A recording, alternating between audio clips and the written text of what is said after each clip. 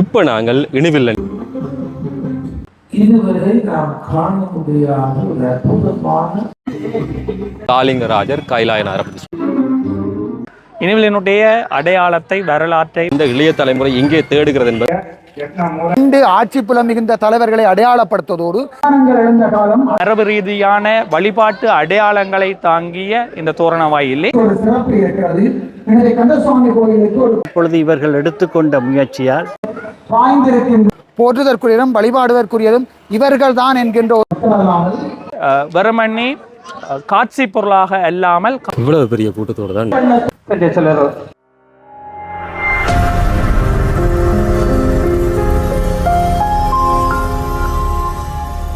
கருணாகர பிள்ளையார் வீதி அப்படின்னு சொல்லப்படுறது. சிவகாமி தாய் அந்த மானம்பூச்சம் முடிச்சு இந்த வீதியால் தான் போகிறது. அதுக்குரிய தோரண விரிப்பு கூட அண்மையில் செய்யப்பட்டிருந்தது. மிக பிரம்மாண்டமாக இந்த இடத்துல தாயினுடைய இந்த பாதை எல்லாமே இருக்கிறது.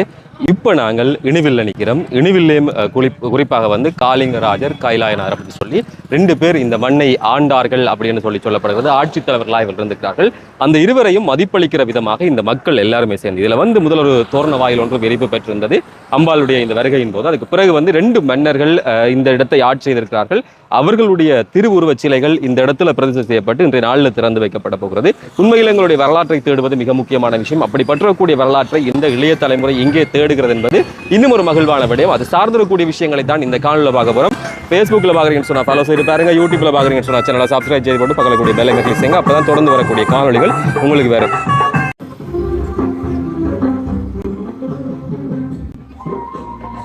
இந்த பக்கம் போனால் மருதாடன் சந்தி, அப்படியே நீங்கள் இந்த பக்கம் போனால் கோயில் வாசல் கந்தசாமியார் வாசலுக்கு வந்து இதால் போகலாம்.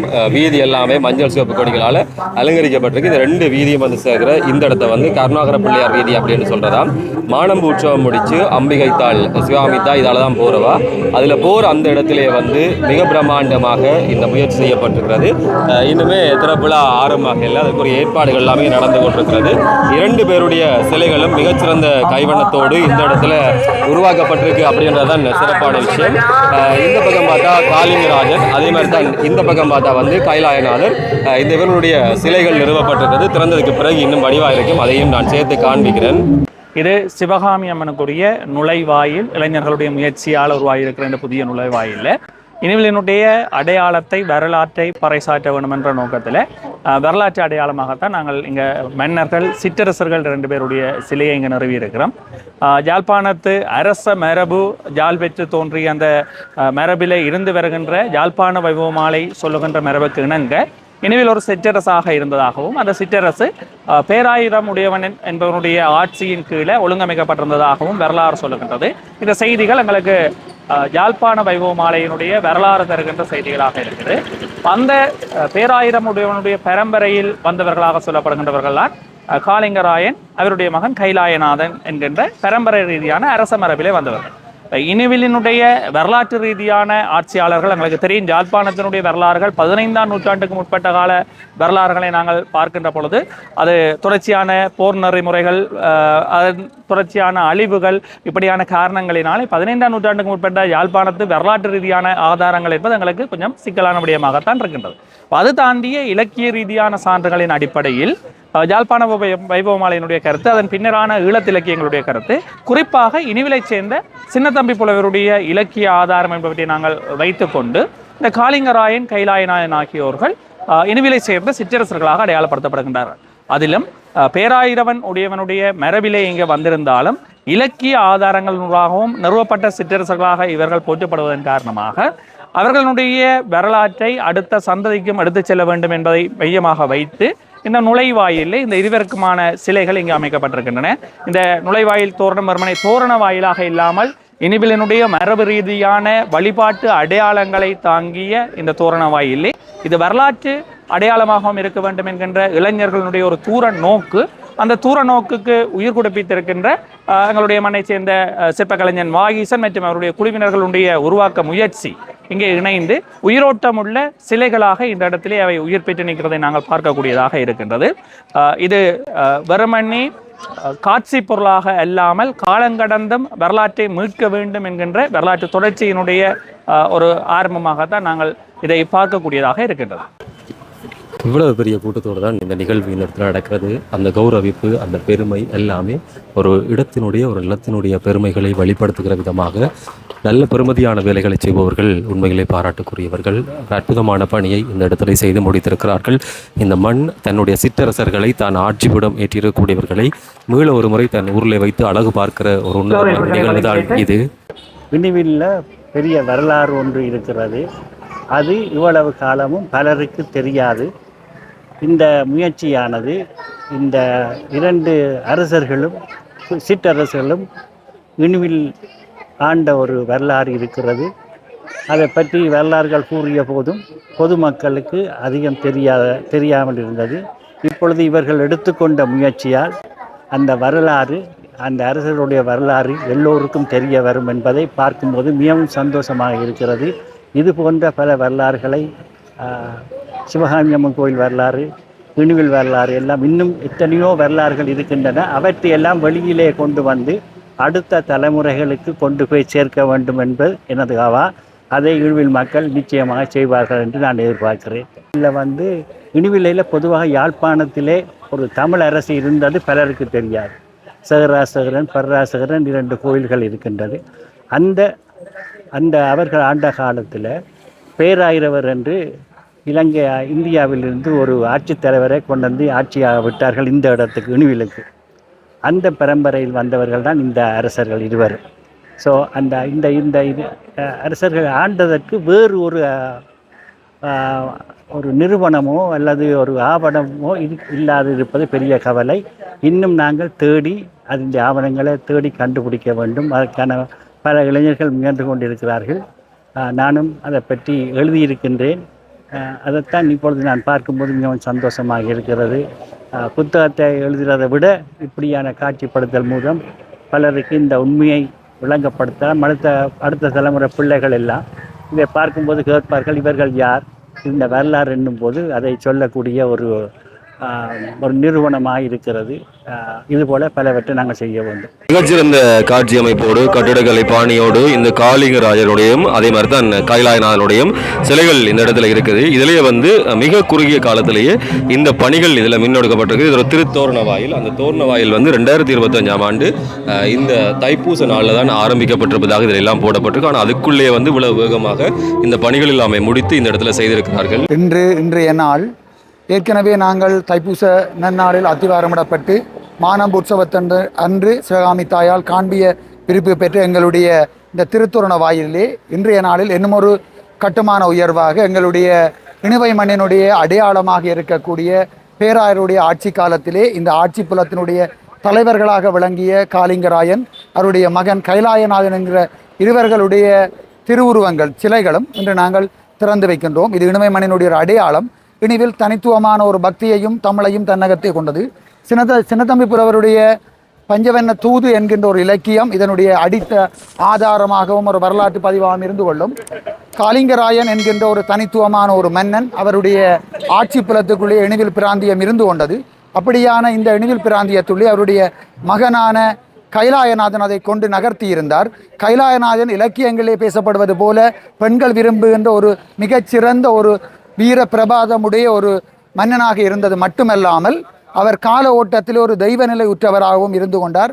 அந்த தெய்வநிலை உற்றவர் தான் பின்பு உருவாக்கம் பெற்ற இளந்தாரி வழிபாட்டோடு மிகவும் நெருக்கமான தொடர்புடையாகவும் இளந்தாரியாகவும் போற்றப்படுகின்ற தன்மை உற்றானது. இதிலே இன்னும் ஒரு சிறப்பு என்னவென்றால், இந்த 2 ஆட்சி புலம் மிகுந்த தலைவர்களை அடையாளப்படுத்துவதோடு இந்த வளைவு எங்களுடைய திராவிட பாணிகளுக்குள்ளே நாகரம் பேசுரம் கடந்து அதையும் உள்ளீர்த்ததாக சமகாலத்திலே ஆலயங்களுடைய அடையாள சின்னமாக அமைகின்ற எங்களுடைய வாயில்களுக்குள்ளே இணுவை சிவகாமி அம்பாளுடைய இந்த வரவேற்பு வளைவாக திகழ்கின்ற இந்த திருத்தோரண வாயில் இணுவில் மண்ணினுடைய அத்தனை தெய்வங்களையும் அடையாளப்படுத்துவதாக இருந்து கொள்ளும்.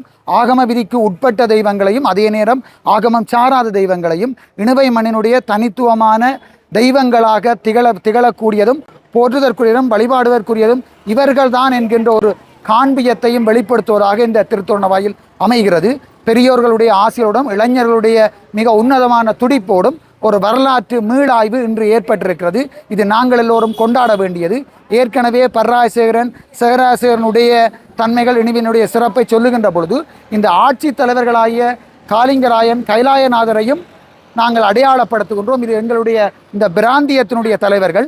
அவர்களுடைய காளிங்கராயனுடைய மகன் கைலாயநாதர் தான் இறைநிலையுற்று இளந்தாரியார் வழிபாடாக எங்களுடைய இந்த இணுவை மண்ணிலே மறந்து கொண்டது. எனவே சிவகாமி தாய், உடனாய விநாயகர், முருகனோடு இளந்தாரி, அன்னமார் என்கின்றதுக்கு அப்பாலும் எங்களுடைய பத்திரகாளி உடனாய அத்தனை தெய்வங்களையும் நாங்கள் இந்த திருத்தோணவாயிலே எங்களுடைய இளையோர்களுடைய உன்னத சிறப்போடு அமைய பெற்றிருக்கிறது. இணுவை மண்ணினுடைய அடையாளம், எங்களுடைய வரலாற்று பெருமிதத்தை இன்றைய நாளில் ஒரு காண்பிய விருப்பி செய்வதையிட்டு மட்டற்ற மகிழ்வெய்துகிறோம். நகர பிள்ளையார் வீதியினுடைய நுழைவாயிலில் கம்பீரமாக தோற்றமளித்துக் கொண்டிருக்கின்ற இரவில் சிவகாமி அம்மன் தோரண வாயில் காட்சிப்படுத்தப்பட்டிருக்கும் இணுவையின் சிற்றரசர்களாகிய காளிங்கராயன் மற்றும் கைலாயநாதர் ஆகியவர்களுக்கான திருவுருவச்சிலைகளுக்கு இப்பொழுது இரவில் மக்கள் சார்பில் அவர்கள் வைத்திலிங்கம் உமாசுதன் மற்றும் ஐயாத்துறை விக்னேஸ்வரன் சார்பாக அவருடைய மகன் ஆகிய ஒரு பலது மாலை அணிவித்து கௌரவிக்கிறார்கள்.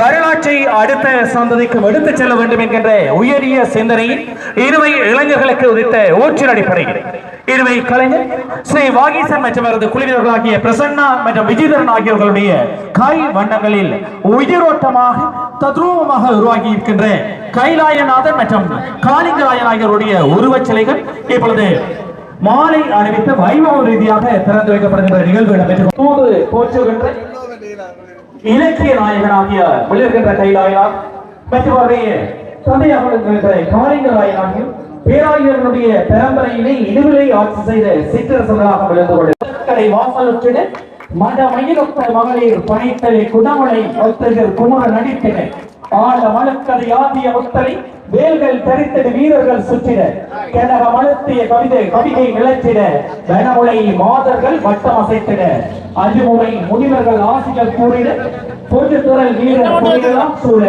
அரிய பஞ்சவண்ண தூது புகழ்ந்திருக்கின்ற சிம்மம் பள்ளி என்றும் திருக்கோயில்கள் நிறைந்த பள்ளியாக விளங்குகிறது.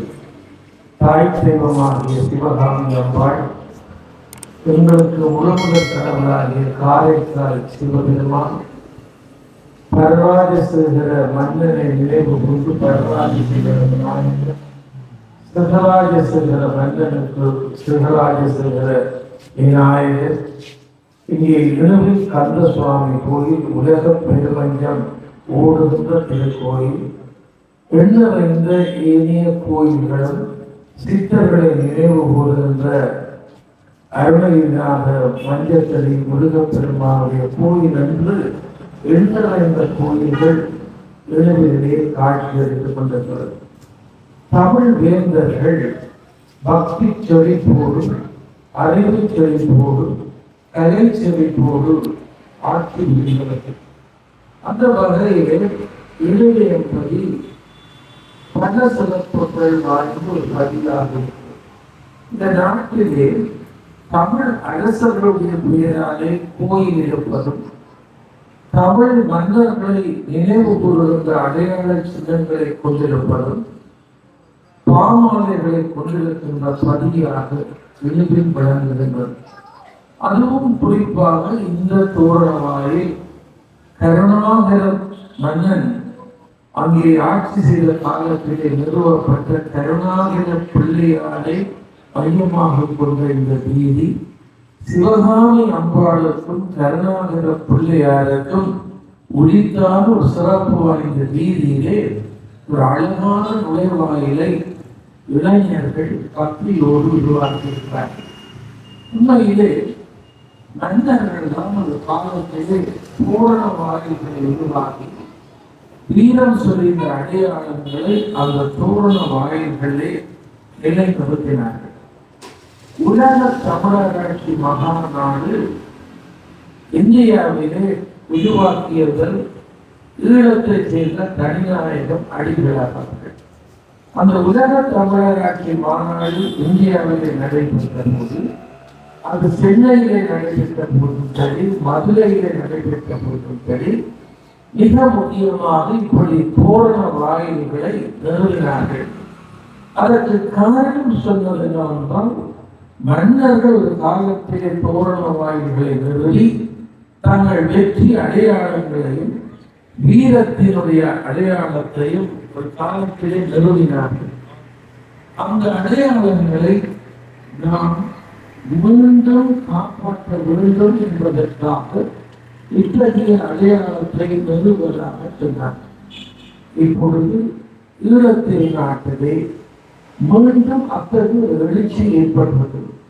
நல்லூர் கந்தசுவாமி கோயில் நுழைவாயில்கள் 3 திசைகளிலே இப்பொழுது அங்கே நுழைவாயில் 2 நுழைவாயில் கட்டப்பட்டுள்ளது. இழுவில் கந்தசுவாமி கோயிலுக்கு மிகச் சிறப்பான நுழைவாயில் கட்டப்பட்டிருக்கிறது. எல்லாவற்றுக்கும் மேலாக இப்பொழுது இழுவில் சிவகாமி அம்பாளுக்கு கட்டப்பட்ட நுழைவாயிலே இழுவிலைச் சேர்ந்த இளம் சிற்ப கலைஞர்கள் இப்பொழுது வீரம் சொறைந்த 2 இளவரசர்களை நிறுவி ஒரு வரலாற்று அடையாளத்தை இழுவிலுக்கு ஏற்படுத்தியிருக்கிறார். காளிங்கராசன் பற்றியும் கைலாயராசன் பற்றியும் இங்கே பாடல்களில் இருக்கின்றது, பிள்ளை தமிழில் இருக்கிறது. எங்களுடைய இழுவில் சின்னத்தம்பி புலவருடைய பாடல்கள் இருந்தாலும் இழுவிலே அந்த காலத்திலே இளைஞர் பிள்ளைகளுக்கு காளியன் என்று பெயர் வைப்பதும் கைலாயநாதன் என்று பெயர் வைப்பதும் இழுவிலே ஒரு வழக்கம் இருக்கிறது. ஆனால் அந்த வழக்கத்தினுடைய அடையாளத்தை ஒரு நினைவு சின்னமாக இன்றைக்கு நிறுவி எப்படி இளவரசர்கள் இந்த மண்ணில் இருந்தார்கள் என்பதற்கு இந்த பூரண வாழையிலே நிறுவி இருக்கின்ற இந்த அழகான சிற்பங்கள் அர்த்தமுள்ள சிற்பங்கள். இந்தியாவிலே ஒரு காலத்திலே பல்லவ மன்னர்கள் நிறுவிய சிற்பங்களிலே இப்படி வீரம் சொறிந்த குதிரைகள் கால்களை தூக்க இளவரசன் உடைவாழ்வு இருக்கின்ற இத்தகைய சிற்பங்கள் ஆச்சரியத்தன்று. இன்றைக்கு எங்கள் மண்ணிலே இதுவரை நாம் காண முடியாத ஒரு அற்புதமான சிற்பத்தை ஒரு இழுவிலை செய்த இளைஞன் ஒருவன் அவருக்கு துணையாக இருவரும் சேர்ந்து இப்படி செதுக்கியிருக்கிறார். 2 கால்களிலே குதிரையினுடைய கால்களும் இளவரசனுடைய 2 கால்களும் 4 கால்கள் குதிரையினுடைய 2 காலிலே அப்படியே எழுந்து நிற்கின்ற காட்சி என்பது செதுக்குவதென்றால் ஒரு திரிகோண ஆற்றல் இருக்க வேண்டும். ஜியோமெட்ரிக்கல் என்று சொல்லுவார்கள். அந்த நுட்பம் இல்லாமல் இந்த சிலையை செய்ய முடியாது. உண்மையிலே பேசும் சித்திரமாக இந்த கலைஞன் வடித்திருக்கிறார். இது ஒரு சாதாரண விளையாட்டு அல்ல. வேறு இடங்களிலே மேலே இருக்கின்ற தூண்களும் பூதங்களும் இந்த மன்னருடைய சிற்பங்களை தாங்கி இருப்பதை நான் கண்டிருக்கிறேன். ஆனால் 2 கால்கள் மட்டும் இத்தனையும் தாங்கிக் கொண்டிருக்கின்ற சிற்பத்தை வடிவமைக்க வேண்டும் என்றால் அதுக்கு ஒரு பொறிமுறை வேண்டும், அதற்கு ஒரு நுட்பம் வேண்டும், அதை செய்கின்ற தைரியம் வேண்டும். இவ்வளவும் பொருத்தமாக இந்த கலைஞர்கள் உருவாக்கி இருப்பது உண்மையிலே பாராட்டக்கூடியது. இந்த சிற்பம் செய்து கொண்டு வந்து பொருத்தப்பட்டு தனகோவியவர்கள் இதை பற்றி முகநூலிலே போட்ட போது நான் உடனே நள்ளிரவே தனகோவிக்கு எடுத்து கேட்டேன், யார் செய்வது? இந்திய சிற்ப கலைஞர்களா? இல்லை, இது இழுவு பிள்ளைகளே செய்திருக்கிறார்கள். இது ஒரு ஆச்சரியமான சிற்பம். இதற்கு உண்மையிலே வியப்பாக இருந்தது. இசைக்கலைஞர்கள், ராமேஸ்வர தமிழ் வித்துவான்கள், எழுத்தாளர்கள், படைப்பாளிகள், பக்திமான்கள், சிறந்த பேச்சாளர்கள் என்று ஒரு பட்டியல் எழுதியதற்கு உண்டு. ஆனால் நான் அறிய கைவண்ணம் காட்டிருந்த சிற்பக்கலைஞரும் இந்த மண்ணிலே இருக்கிறார்கள் என்று இந்த இளைஞர்கள் தான் நிரூபித்திருக்கிறார்கள். இதுவரை இழுவில் கலைஞர்கள், இழுவில் புலவர்கள், இழுவில் வித்துவான்கள், இழுவில் பண்டிதர்கள், இழுவில் மகா மேதைகள் என்றெல்லாம் பலரை கண்டாலும் நாம் பேசும் சிற்பம் வடிப்பவர்களையும் இந்த மண் படைத்திருக்கிறது என்று இந்த இழுவிற்கு பெருமை சேர்த்த இந்த பிள்ளைகள், அவருடைய மூவருடைய பெயரையும் நான் சொல்ல வேண்டும். ஸ்ரீவாகீசன், பிரசன்னா, விஜயதரன் இவர்கள் ஒரு வரலாற்று கையெழுத்தை நிறைவேற்றி இருக்கிறார்கள். இந்த பிள்ளைகளுடைய அந்த விரல்கள் பேசியிருக்கின்றது, புலமை பேசியிருக்கின்றது, உணர்வு பேசியிருக்கிறது. வாழ்க இளம் கலைஞர்களே, என்னென்னும் எத்தனை சிற்பங்கள், எத்தனை பேசும் சிற்பங்கள், வரலாறுகள் நீங்கள் உருவாக்க வேண்டும். சுமார் 12 ஆண்டுகளுக்கு முதல் இழுவில் அறிவாலயத்திலே ஒரு இந்திய சிற்பியை கூப்பிட்டு வரராஜசேகரனுக்கும் சிவராஜசேகர மன்னனுக்கும் இழுவிலே சிலை வடிந்தவன் சிறியே. ஆனால் அந்த சிலைகளெல்லாம் வென்று இன்றைக்கு காளிங்கன் கைலாயனாருடைய சிலை ஒரு இழுவில் வரலாற்றுக்கு இன்றைக்கு முத்திரை பதித்திருக்கிறது. என்னவென்னும் வரலாறுகள் இழுவிலே ஒன்று. இந்த அருகிலே இருக்கின்ற இழுவில் வைத்தியசாலை நிலம், நாங்கள் இன்றைக்கு வைத்தியசாலை நிலம் வந்து நினைக்கின்றோம். இதற்குள்ளே கருணாகர பிள்ளையார் கோயில் நிலம் உண்டு, இழுவில் கந்தசுவாமி கோயில் நிலம் உண்டு. இழுவிலை சேர்ந்தவர்கள் தர்ம ஆஸ்பத்திரிக்காக வழங்கிய நிலம் உண்டு. இந்து சாதன பத்திரிகையிலே இழுவிலே மகப்பேற்றுக்காக மேலை நாட்டவர்கள் வைத்தியசாலை நிறுவுகின்ற போது இழுவில் மக்கள் இந்த நிலங்களை கொடுத்திருக்கிறார். முற்பகுதி இழுவிலே இருக்கிற சிவன் கோவில் நிலம் என்று குறிப்பிட்டிருக்கிறார். எனவே இந்த பெரிய நிலத்தை இழுவில் மக்கள் அந்த காலத்திலே ஆங்கில வைத்தியத்திற்காக இவ்வளவு பெரிய காணிகளை கொடுத்தது மட்டுமில்லை, இந்த நிலத்தோடு சேர்த்து கழிவுப் பொருட்களை எல்லாம் போடுவதற்கு இன்னொரு பணியை கூட வைத்தியசாலைக்கு அந்த காலத்திலே காணிக்க செய்திருக்கிறார்.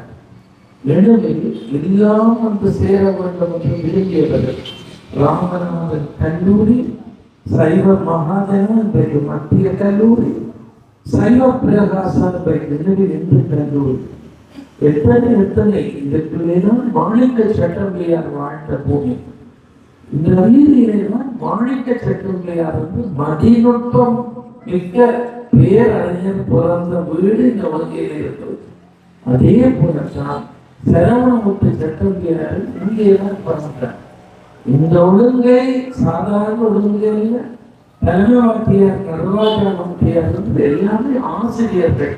ஒரு காலத்திலே கோலட்சிய நீதி இந்த கரசன் நுழைவாயிலாக சிறப்பு பெற்றுவிட்டது. எளிவில் தந்தொரு அற்புதமான படைப்பாடி பாஸ்கரனை இங்க வந்திருக்கிறார்.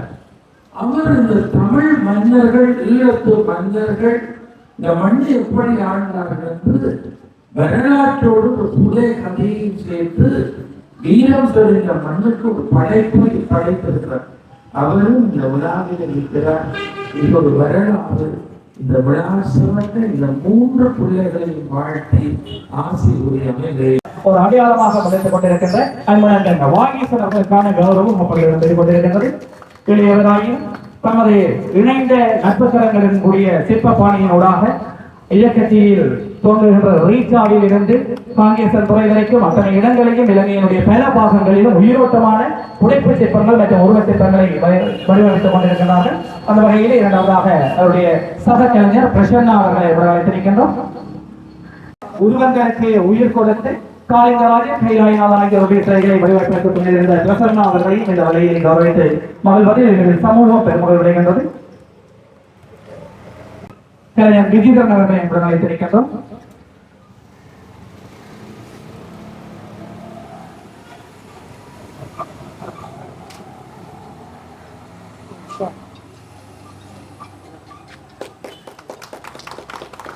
மூன்று கலைஞர்களையும் மீண்டும் அவர்களை நாங்கள் பாராட்டி வாழ்த்துவதுடன் நமக்கு அடையாளமாக இன்றும் நிமிர்ந்திருக்கின்ற இந்த ஒரு சிலைகளை உயிரோட்டமாக வடிவமைத்ததற்காக மீண்டும் அவர்களை விழாக்குழு சார்பில் நன்றிகளை தெரிவித்து இலக்கணிகள் அனைத்து வேலைகளை இந்த தோரணவாயில் மின்வெளிகளால் அலங்கரிக்கப்படுவதற்கு சிறப்பாக துணை செய்த நவநீதன் அவர்களுக்கும் இந்த வகையிலே நன்றியுடன் பாராட்டி அதனுடைய வெற்றியிலும் பெண் என்று உழைப்பவர்களுடைய பங்களிப்பு மிக பெரிது. இந்த தோரணவாயின் உருவாக்கம் இன்றைக்கு கம்பீரமாக காட்சி தருவதற்கு சுவாமி கஜவேந்தனுடைய பெண் என்று உழைக்கின்ற அவருடைய அந்த பணி முயற்சி தான் முழுமையான காரணம் என்று சொல்ல முடியும். அந்த வகையிலே அவருடைய அந்த முயற்சி அதற்கு ஒரு ஒத்துழைப்பு வழங்கிய அத்தனை இளைஞர்களையும் இந்த வழியிலே மீண்டும் ஒரு முறை நன்றியுடன் நினைவு கூர்ந்து